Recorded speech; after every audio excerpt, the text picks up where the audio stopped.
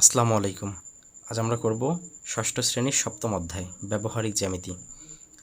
দেখো, গত ক্লাসে আমরা করেছিলাম সম্পাদ্য 1।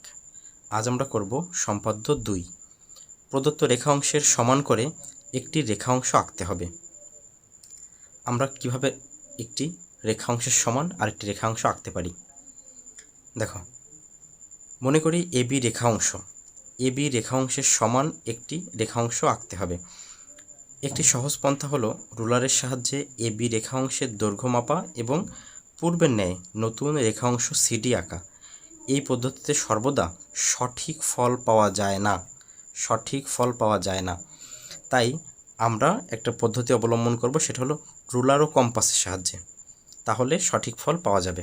অতএব রুলার ও কম্পাসের সাহায্যে আমরা প্রদত্ত রেখা অংশের সমান করে একটি রেখা অংশ আঁকব। তাহলে আমরা নিচের ধাপগুলো অনুসরণ করি। ধাপ প্রথমে আছে এবি রেখা অংশ আঁকি সুবিধা মতো দৈর্ঘ্য নিয়ে। তাহলে এবি রেখা অংশ আঁকবো। আমরা একটা রেখা অংশ আঁকবো প্রথমে, যার নাম দেব রেখা এবি। এটা যার যে রূপ নিতে মনে চায় সেরকম মাপ নিবা। আমরা এখানে একটা অনুমান ভিত্তিক মাপ নিচ্ছি। দেখো, আমরা একটা অনুমান ভিত্তিক মাপ নিয়েছি এবং যার নাম দিয়েছি এ এবং বি। এ আর বি এখানে নাম দিয়েছি।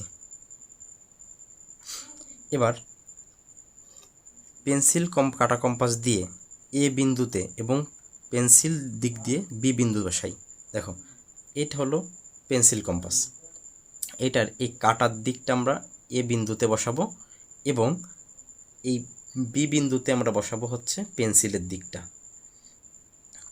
দিকটা বসাবো।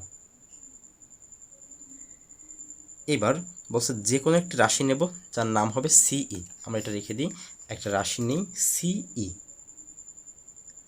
মনে করি এই ক্ষেত্রে একটা রাশি নিচ্ছি আমরা সিই। এর কোনো মাপ নেই, যে কোনো মাপে আঁকা যাবে। একটা রাশি নিচ্ছি আমরা, যার নাম দিয়েছি সিই।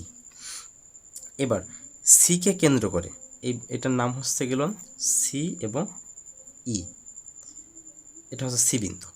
বলছে সিকে কেন্দ্র করে কম্পাসের সাহায্যে এবি রেখা অংশের সমান ব্যাসার্ধ নিয়ে একটি বৃত্তচাপ আঁকি। দেখো, এই এ বি যে রেখা অংশ, এর সমান একটা ব্যাসার্ধ নিলাম, অর্থাৎ মাপটা নিলাম, নিয়ে এই সি বিন্দুতে বসিয়ে এর সমান একটা বৃত্তচাপ আঁকি। অর্থাৎ এ বি এর সমান একটা বৃত্তচাপ আঁকি। একটা বৃত্তচাপ আঁকলাম এবং এর নাম, বৃত্তচাপটি সিই রেখাকে ডি বিন্দুতে ছেদ করে। অতএব এই যে বিন্দু, এর নাম হবে ডি বিন্দুতে ছেদ করে। অতএব সিডি রেখা অংশই এ বি রেখা অংশের সমান।